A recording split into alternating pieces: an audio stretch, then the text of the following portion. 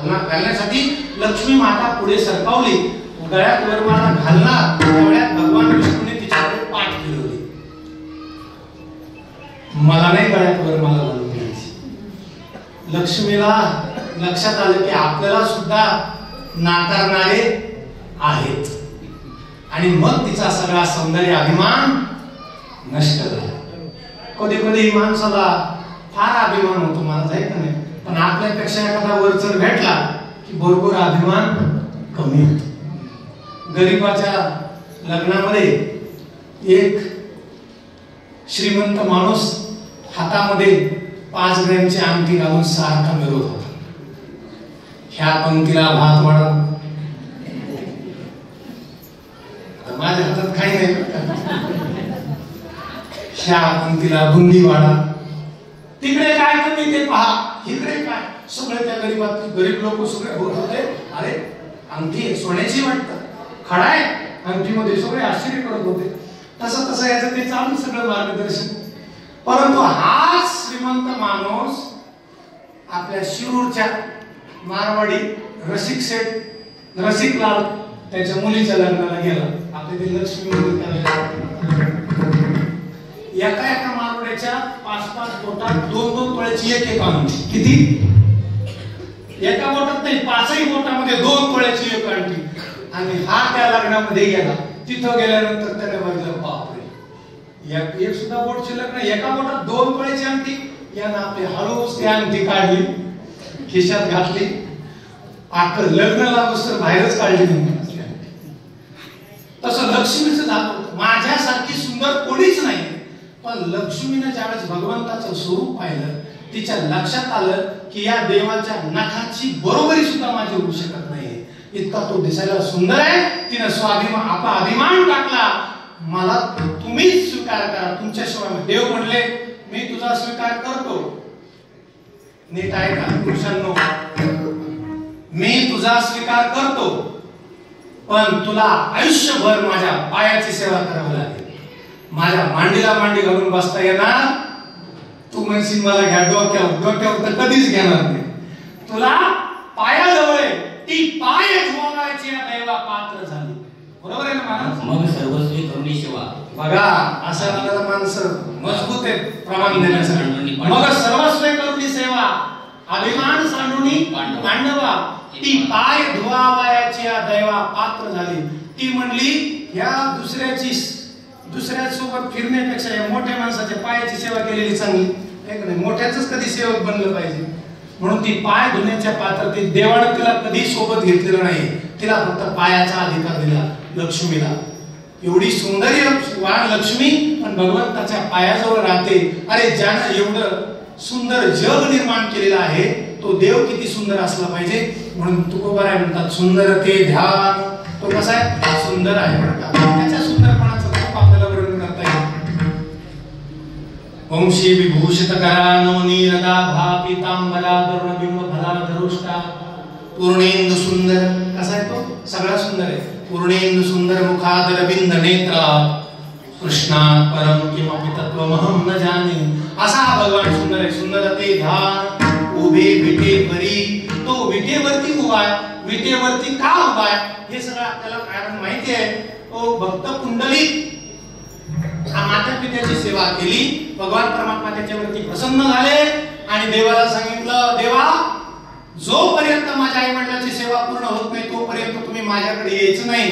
मग मला अरे उभा राहण्याकरता काहीतरी आसन टाक. जवळ एक वीट होती, अशी जोरात भिरकावली. म्हटले, या विटेवरती उभा राहायचंय.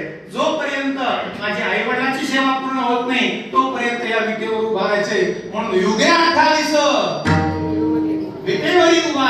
हा भगवान परमात्मा 28 युगापासून त्या विटेवरती उभा आहे. आणि म्हणून तुकोबाराय म्हणतात, उभे सुंदर ते ध्यान उभे विटेवरी.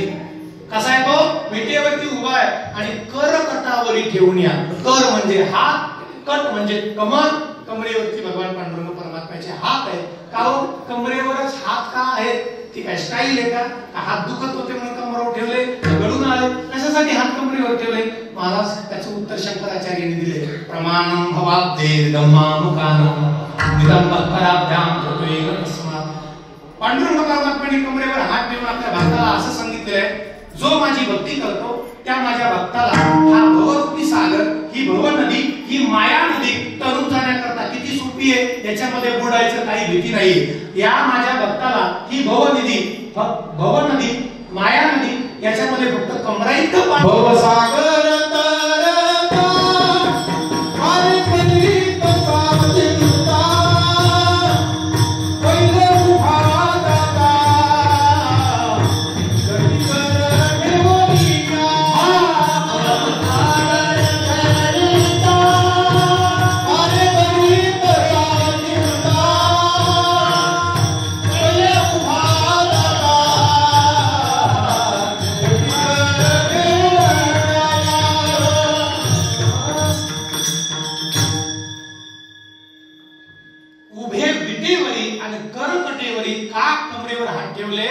भक्ताला सांगतोय की हे जे भव नदी, महाराज कळायला थोडस अवघड आहे.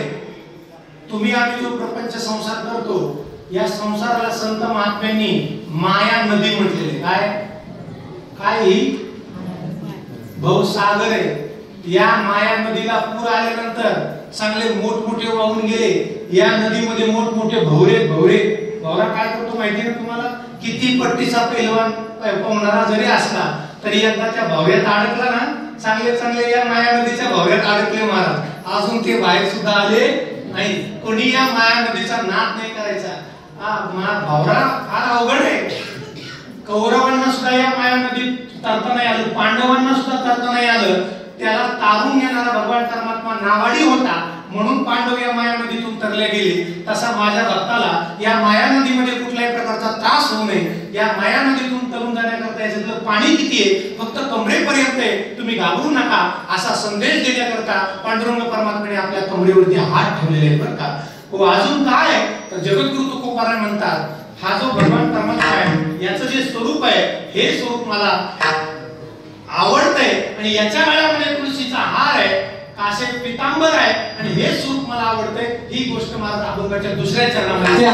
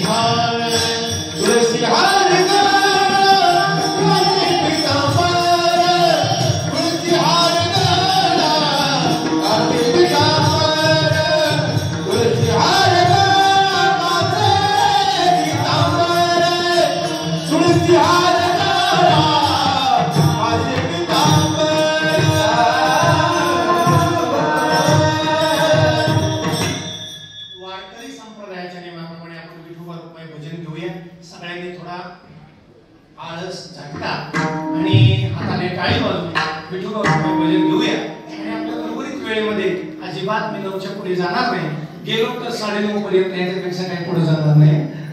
चालेल ना? नाही काय काळजी करू नका. 9 म्हणजे 9. आपण 9ला सेवा समाप्त करणार आहोत. सर्वांनी टाळी वाजवून विठ्ठलाचं नामचिंतन. विठोबा विठोबा